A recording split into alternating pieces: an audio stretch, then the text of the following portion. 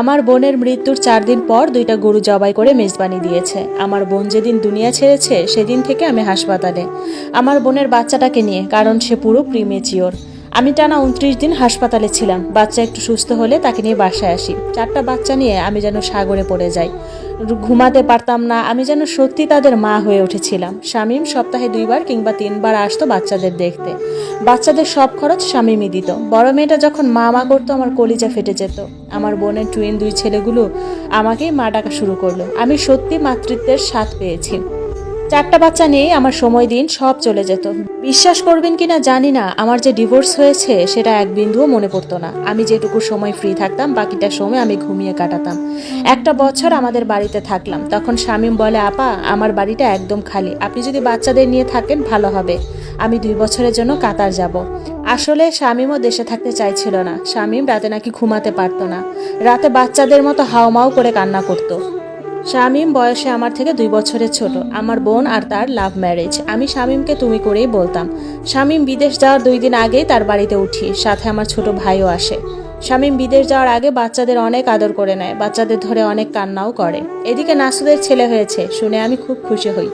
আর চিন্তা করি, আজ যদি নাসুদ আর আমার সন্তান হতো তাহলে হয়তো ডিভোর্সটা হতো না। আর এটাও ভাবি, আমার সন্তান হলে আমার বোনের বাচ্চাদের কি হতো।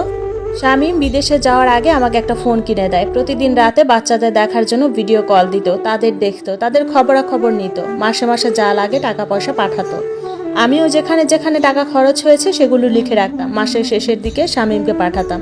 কেটে যায় এভাবেই 1টা বছর।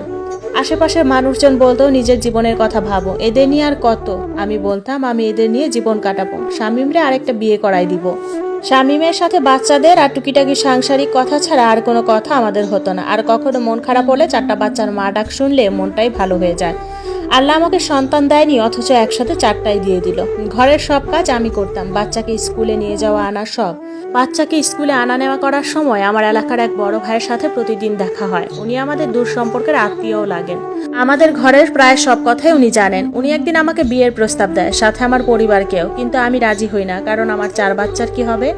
ভাইটার নাম শাহেদ ছিল। শাহেদ ভাই প্রতিদিন স্কুলে যাওয়ার সময় আমি বাচ্চা নিয়ে দেখতাম উনি দাঁড়িয়ে আছে, কখনো বেলি ফুল কিংবা গোলাপ নিয়ে, কখনো বাচ্চাদের জন্য চকলেট নিয়ে। আমি নিতে চাইতাম না, কিন্তু জোর করতো, তাই নিতে বাধ্য হই। কিন্তু ওনার পাগলামি দিন দিন বেড়ে যায়। আমি পাত্তা দিতাম না, তাকে এড়িয়ে চলতাম, কিন্তু তারপরেও সেটা তিনি বুঝতেন না। টানা 1টা বছর তিনি এরকম পাগলামি করতে থাকেন।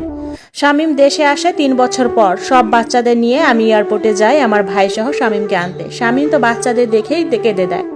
শামীম আমার জন্য একটা গলার চেইন এনেছে, আমি চেইনটা নেই নাই। শামীমকে বললাম, ভাই তোমার কাছে রাখো, তোমার কাজে লাগবে। শামীম একটু আমার উপর রাগ করলেও আমি বিষয়টা আমলে নেইনি। সকালে শামীমের আত্মীয় স্বজনেরা বাসায় আসলো। এই 3টা বছর তাদের চোখেও দেখিনি, এমনকি বাচ্চাদের জন্য একটা ফোনও দেয়নি। তারা শামীমের সাথে কথা বলে তাদের গিফটগুলো নিয়ে দুপুরে খেয়ে দিয়ে চলে গেল। শামীম দুপুরের দিকে আমার বোনের কবরে যায়, জিয়ারত করে। পরের দিন বোনের জন্য মিলাদের আয়োজন করে। কিছু ইয়াতিম বাচ্চাদের দুপুরের খাবার আয়োজন করে। টানা 5টা দিন খুব ব্যস্ততায় কাটলো আমার, কারণ শামীম দেশে আসাতে মেহমানরা আসছিল। এইদিকে শাহেদ ভাই আমাদের বাসায় গেল তার মা বাবাকে নিয়ে। আমার মা তাদের বলল 7 দিন পর জানাবে। পরের দিন মা বিষয়টা নিয়ে আমাকে জিজ্ঞেস করলো। তখন মাকে বললাম, মা বাচ্চাগুলোর কি হবে? আর আমি ওদের ছেড়ে যেতে পারবো না। মা, আমার তো কখনো সন্তান হবে না, তুমি তো জানো। শাহেদকে জীবনে জড়িয়ে কি লাভ বলো? আজ না হোক কাল কিংবা পরশু ওনাদের সন্তান তো লাগবেই। মা আমার কথা শুনে চুপ হয়ে গেল। পরে বিষয়টা শাহেদ ভাইকে জানালো, কিন্তু ভাই নাসর বান্দা, সে আমাকে বিয়ে করবেই। রাত বিরাতে শামীমের বাসার সামনে এসে দাঁড়িয়ে থাকতো। প্রথম শামীম বিষয়টা না জানলেও